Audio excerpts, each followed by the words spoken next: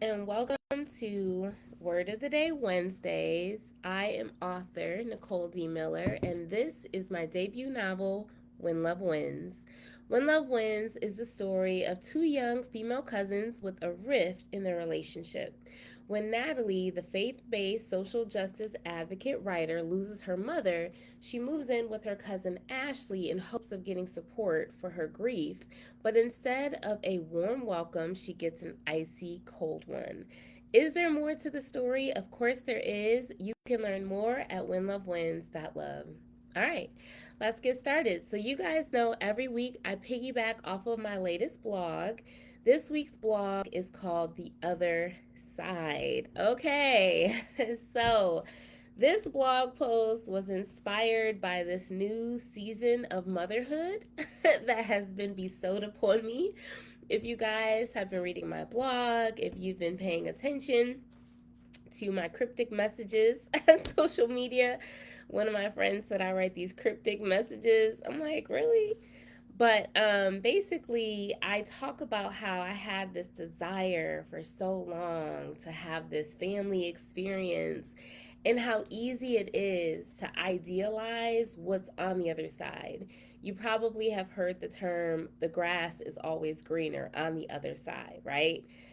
But when you get on the other side, you learn there's some brown with the grass, there's some yellow with the grass, and, I apologize if my voice is a little bit scratchy. I'm a little under the weather fighting this cold. But long story short, I share in the blog how I know that my goddaughter did the exact same thing when she visualized living with me one day. And she told me, and I know she'll have no issue with me sharing this publicly, but she shared, when I asked her, like, okay, so what did you think it would be like living with me? And she's like, I thought we would have fun. And I was a little bit like, so we not having fun? But what she was saying was she idealized it. She thought it was always going to be fun. And I can understand what she was saying because all of our experiences of her growing up were always fun. I only had her for short periods of time. Whenever I had her, it was a good time. It was fun. It was time for celebration. So, in her childhood mind, she equated that to be, oh, my godmom is fun, right? And only fun. However, and this is what I share in the blog, I didn't have to discipline her. I didn't have to take on the responsibilities of being the main parent. So, of course, yeah, I could be the fun one. I could be the auntie. But the season has clearly changed. and so, so now we're in a season of transitioning into that space. And I thank God for her mom and her dad and her family and the support system that's in place, that I'm not on my own. But it definitely is a new hat for me to wear, to be the disciplinarian. And I think that initially it was very like, I don't want to do this. And honestly, I don't think any parent wants to. You love your kid, you want it to be sunshine and rainbows all the time. But when we look at our relationship with God, which is what I've had to model, he is chastising us and disciplining us as well for our good. And I talk about that in the blog. I've been in a season of discipline. I would say it's lasted for as long as my relationship with him. Like, I could think of spurts where it's like the honeymoon period.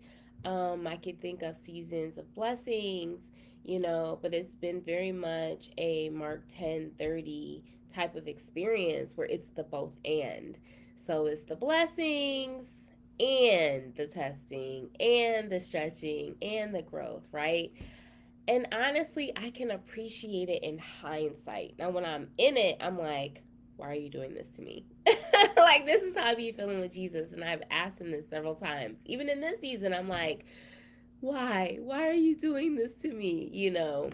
But having my goddaughter is really an example to me of Christ's love for us and his intent towards us. All discipline and chastisement is for the betterment of who we become. That is how we elevate. It is never in the high mountaintop experiences and seasons. Like, those are for us. Those are to let us know that he will reward us, right? That good behavior is rewarded, that obedience is rewarded, but how we are effective in the kingdom when we grow in authority, when we grow in responsibility and obedience, like we have a greater capacity to impact the kingdom and to bring forth community transformation and impact our spheres. Anywho, so the other side is kind of like a revelatory piece where it's like my eyes are being opened to the other side. Like all the happy go lucky social media posts that people are constantly putting up, that I'm constantly putting up, those are the highlights, right? But it's the stuff that we don't post that really carries more weight. And so, anyways, if you can relate to any of that, definitely tap in at NicoleDMiller.com. So, if you're on my email list, you know we have a big event happening here this weekend in Cleveland. So, we have the Power Brand Expo, and your girl is going to be a moderator.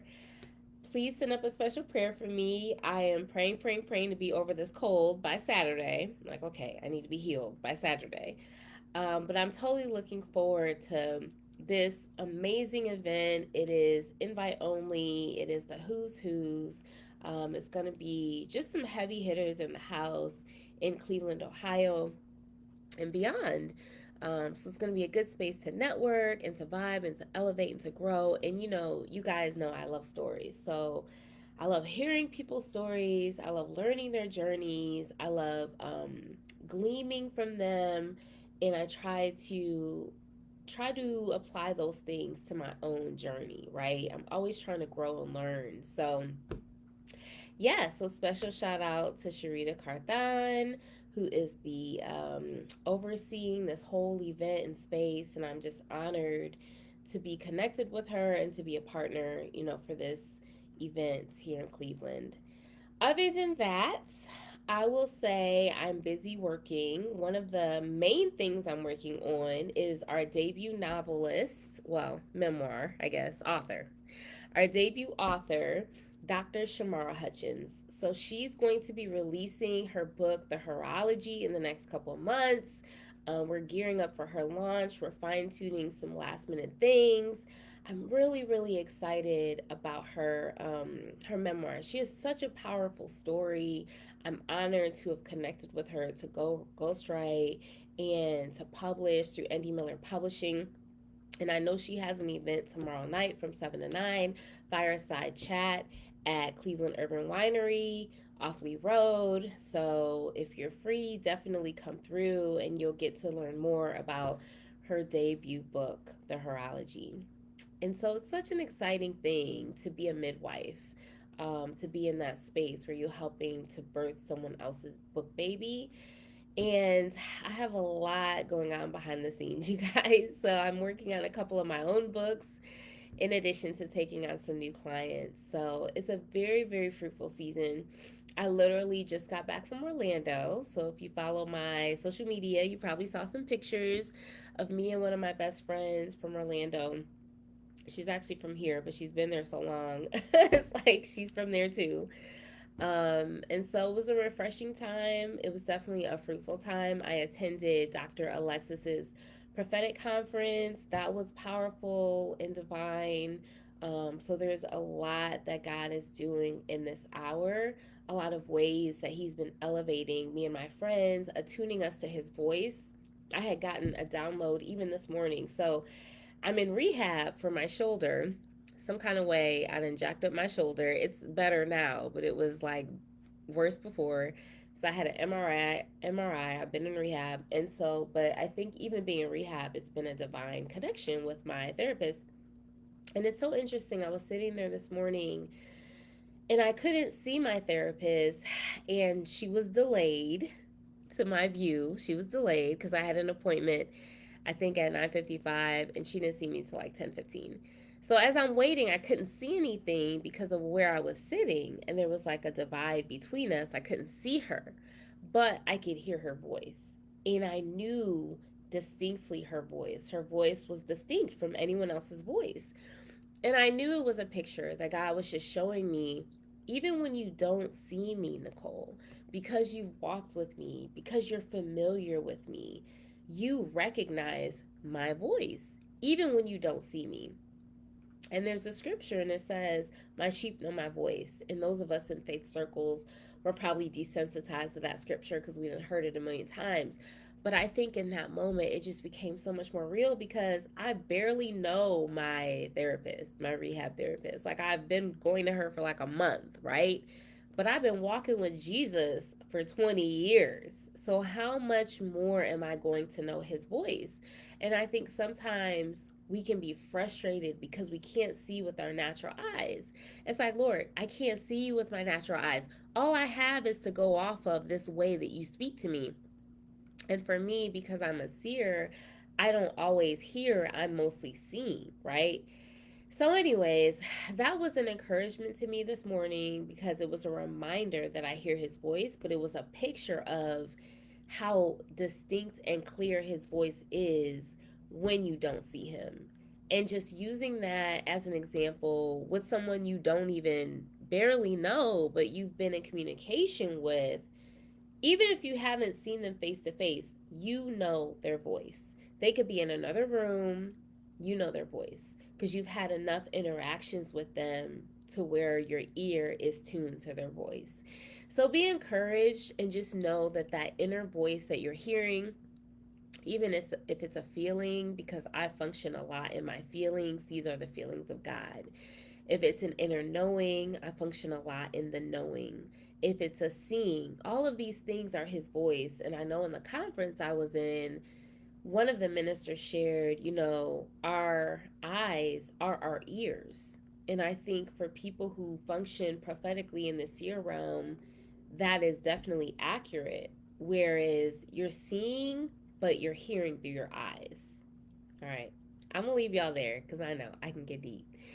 We gonna leave it there. So, anyways, check out more from me at NicoleDMiller.com. If you're in the Cleveland area, tap in for the Power Brand Expo. It is invite only, but I know that there were some tickets available. So, follow Sharita Carthan on Facebook because I know she had posted something on Facebook, and it might be on Instagram too. All right. Thank you guys for tuning in to Word of the Day Wednesdays, and I will see you next week.